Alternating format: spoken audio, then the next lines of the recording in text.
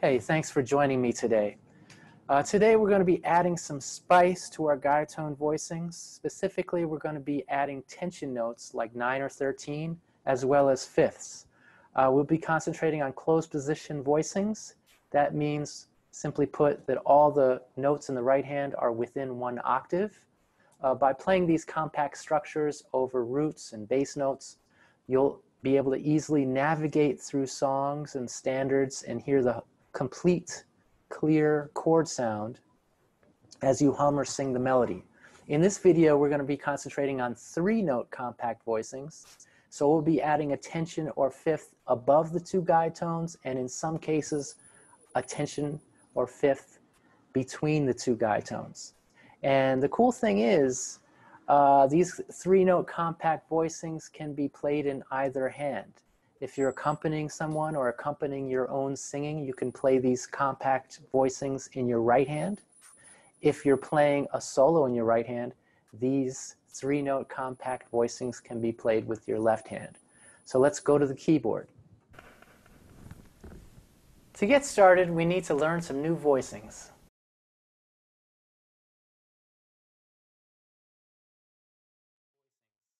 All the right-hand voicings in this lesson will be in 2 positions. A position means the 3rd is in the right thumb.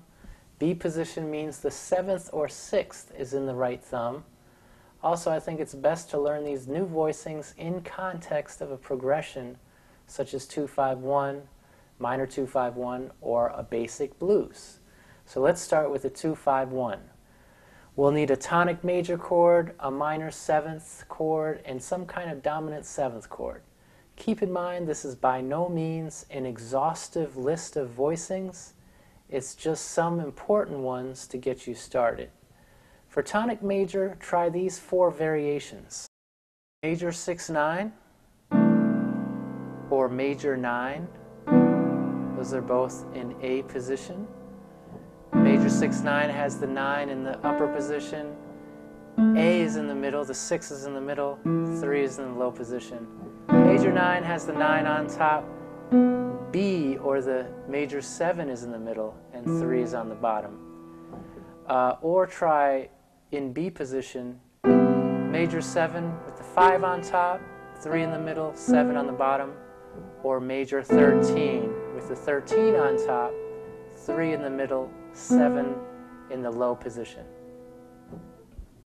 For minor 7, try these 3 variations.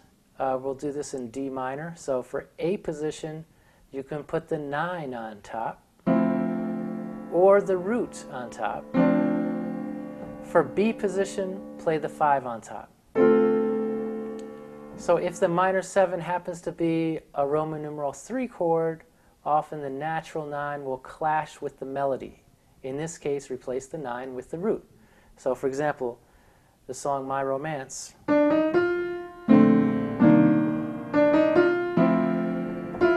Right there's a clash. To alleviate that clash, change that 9 to a root. So it sounds like this. And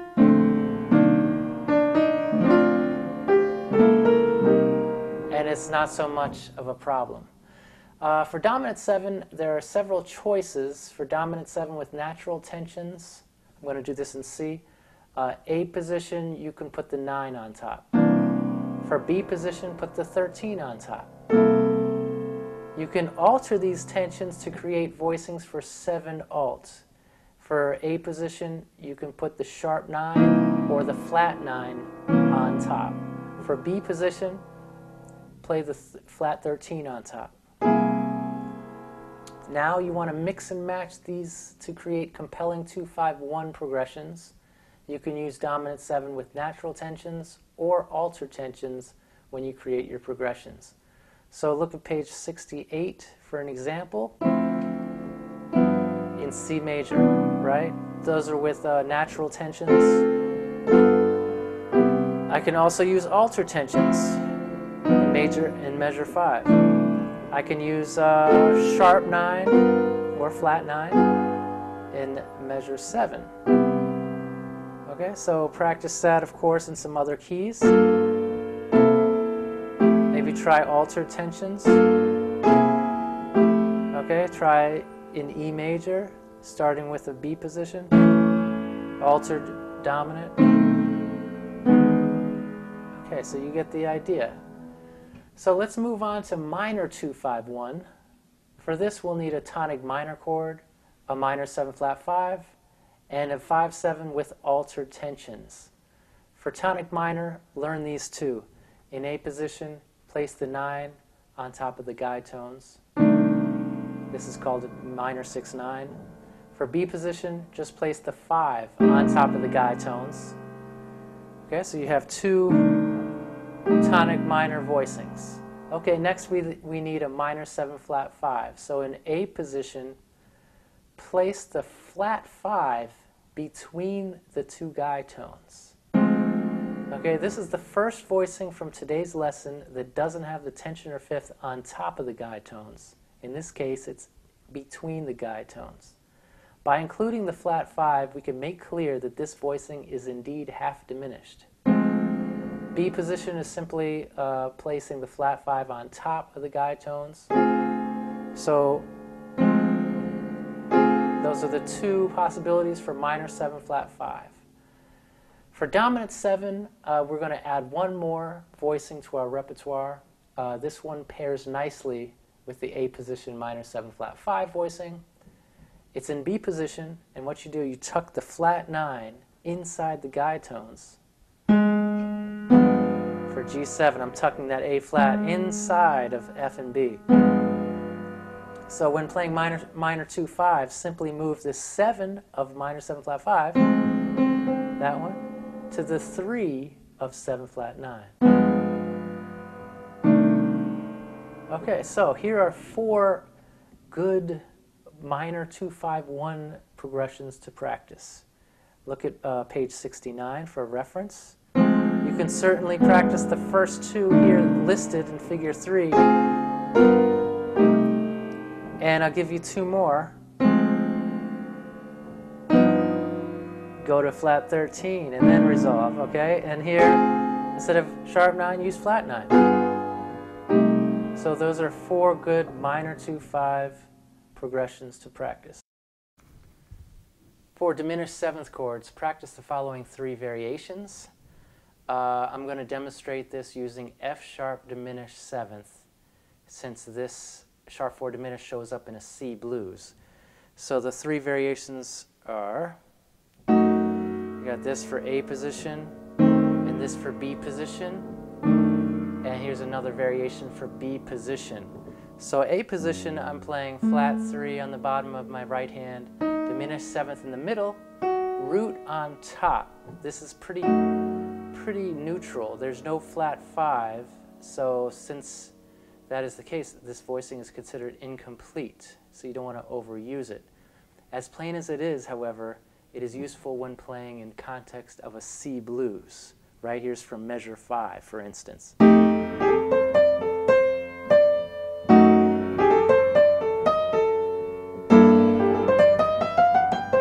Something like that. Having said all that, B position is much more common since it includes the flat 5 on top. So here we got diminished 7th on the bottom, flat 3 in the middle, flat 5 on top, and flat 13 can be used as a substitute for the flat 5 on top. So those 3 variations are very useful. On page 77, you can apply 3-note compact voicings to a blues in F. So I'll play through a chorus, adding a bluesy solo on top. Okay, here we go.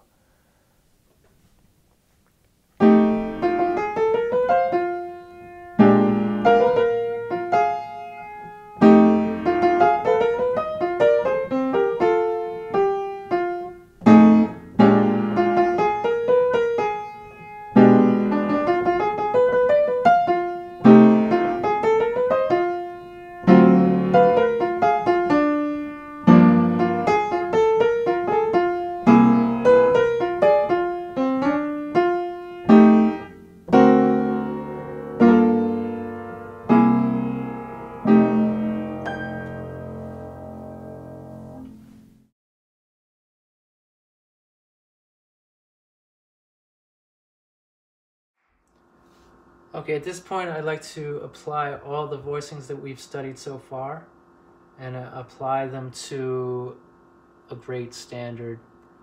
And I'm going to just hum very quietly the melody to My Romance.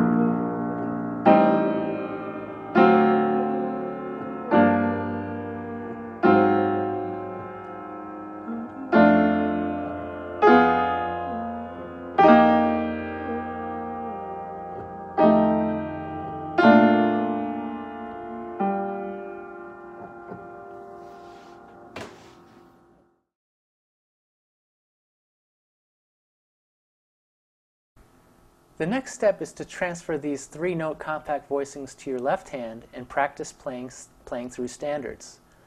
We're going to take a look at Broadway, and to get started we're going to play on beat 1 of every measure or beat 3, wherever there's a chord symbol, and just play left hand alone.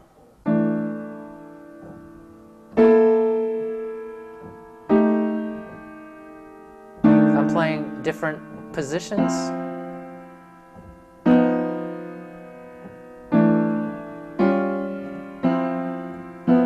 You get the idea. I would go through the entire piece like that.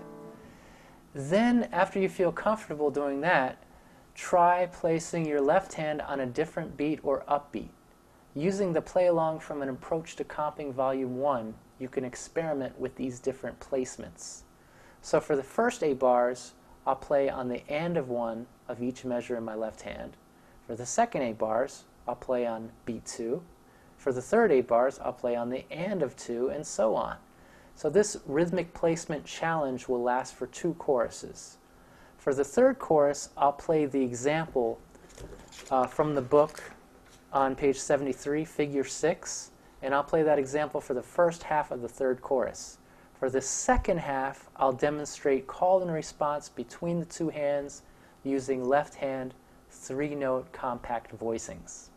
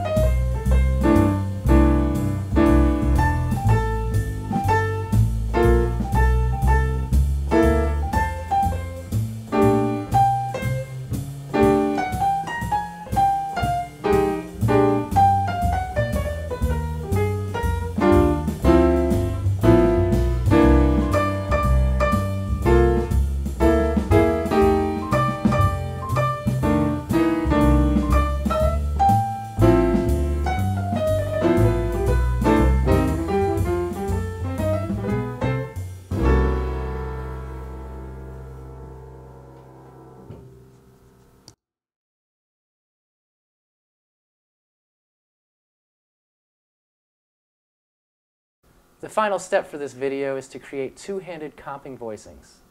To get started, revisit Broadway from page 74 and simply play the root in your right hand over the three-note left-hand voicings, like this.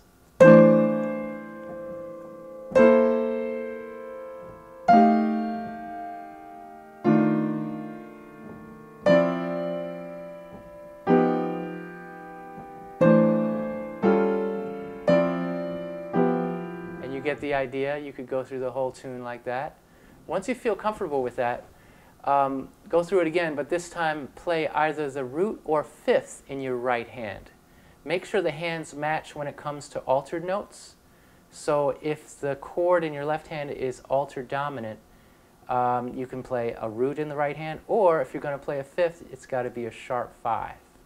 So let's try it again using roots or fifths and altering the fifth if needed.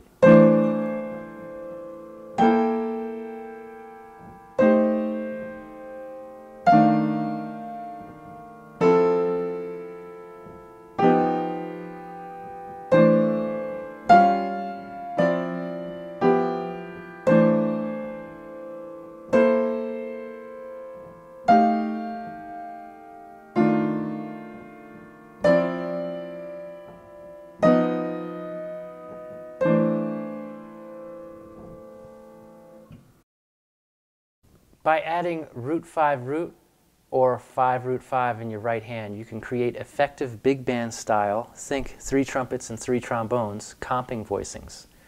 Make sure that the tensions and fifths in the right hand match the tensions and fifths in the left hand. For altered dominance, sharp the 5 in the right hand to match the altered tensions in the left hand. Okay, so here's Broadway again. Using big band style voicings, observe the 1-5-1 or 5-1-5 right hand shape, and then how it's modified to 1 sharp 5-1 for G7 flat 13 and A7 flat 13.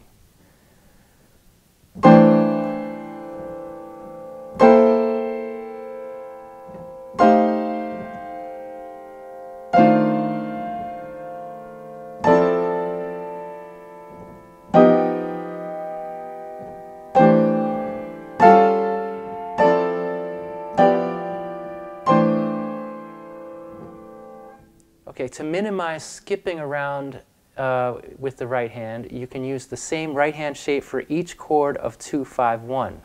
Simply play 1-5-1 or 5-1-5 of the 5 chord for all 3 chords, 2, 5, and 1. Okay, so that means I can use this shape in the right hand, 1-5-1 of a G13, and I can use this same shape for D minor 7, G13, C major 9. I can flip it upside down. So this same right hand shape works for all 3 chords, 2, 5, and 1. I can also do it in minor. I just have to be careful when I get to the altered dominant chord. I'm going to sharp the 5. So 1 sharp 5, 1. Here's D minor 7 flat 5. G7 alt to C minor 6. And I can flip it upside down. Same thing up here. Sharp the 5.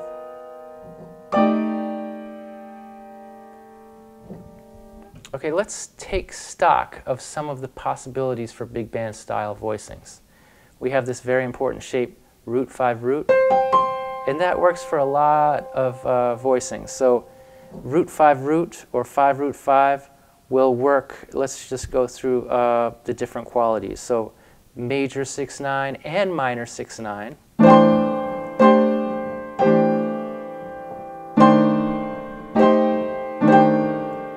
Okay, since the right hand shape does not include the third, I can use this shape for both major and minor, for my tonic major and my tonic minor. For major 7, what we did to avoid that minor ninth, we're going to adjust the root in the right hand to a 9. So we're going to play we're going to play 9-5-9 or 5-9-5. And actually this shape, 9-5-9, works really great for tonic major and tonic minor, 6-9 and minor 6-9.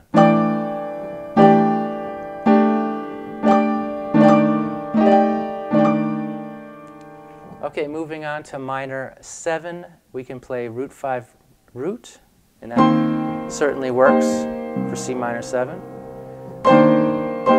We can change the root to a 9, that also works. Now if we're trying to avoid the 9, sometimes you want to avoid the 9 in a minor 7, we can play 1, 11, 1, or root 11 root. That sounds like this. That's taking the right-hand shape of the related dominant chord. You know, if this C minor 7 was in context of 2-5 into B flat major, this shape really is the shape that you would normally play with an F7, 1-5-1. So we can also use this F1-5-1 of F7 for the C minor 7, and if you do that, it becomes root 11 root. Right? And again, we can change the root to a 9 and get this, which is a very interesting voicing. DFD or FDF for C minor 11. Okay, so quite a few possibilities for minor 7. Dominant 7. Of course, that root 5 root works once again. And you can flip it upside down. You can change the root to a 9. You can change the 5 to a 13.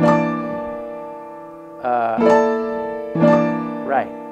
And then you can also alter the tension. So we can play sharp 9, sharp 5.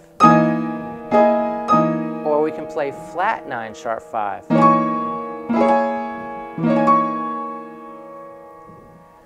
Next, minor 7, flat 5. We're going to be simple here, so I'm just going to give you 2 voicings to work with. Root, flat 5, root, or flat 5, root, flat 5. So, you know, this tritone shape is great. You know, I can play it like this. I can play it like this. I can flip it upside down. And that same tritone shape, root, flat 5, root, will work great for diminished. Okay, so that gives you an overview of all of the big band style voicings applied to all of the common chords that you come across. Now let's use the play along that comes with the book and apply these big band style voicings to an F blues. That's on track 14. For the first chorus, I'll demonstrate the voicings written in figure 10 on page 77. For the second chorus, I'll use different big band voicings for the same chord symbols.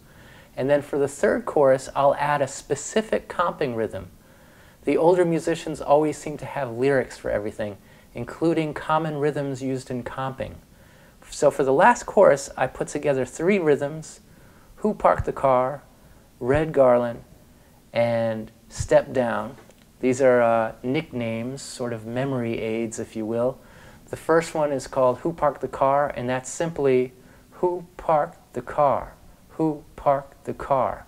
And of 4, and of 1, and 3. Bop, bop, to bop, bop, bop, to bop.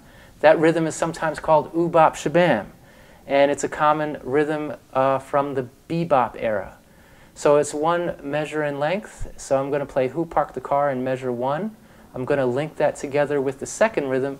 That's just called Red, in honor of Red Garland. And all that is and a 4. 1, 2, 3, 4. Red, red, red. Okay, so Who Parked the Car connects to Red, and then bar 3 I'm going to play another Who Parked the Car. So that's 3 bars. For the 4th bar, I'm going to play a rhythm called Step Down, and this is in honor of the great Tad Dameron. A lot of times in his big band arrangements, he would use this rhythm, and this rhythm consists of beat 1 and beat 2. So 2 downbeats, ba, ba, ba, ba. And you know, this comping rhythm is a good contrast to a lot of other comping rhythms that tend to be off the beat. Step Down is on the beat. So together, we have Who Parked the Car, Red, Who Parked the Car, Step Down. And in rhythm, that sounds like this. Who parked the car, Red, Who parked the car, Step Down. And that's going to be my 4-bar phrase that I'm going to repeat 2 other times to create a whole 12 bars of like a big band shout style, okay, using this specific comping rhythm that the drummer will key in on and play with me. So once again, first chorus, I'm playing exactly what's written in figure 10 on page 77. Second chorus, I'm going to change up the big band voicings. And the third chorus, I'm going to play this specific comping rhythm.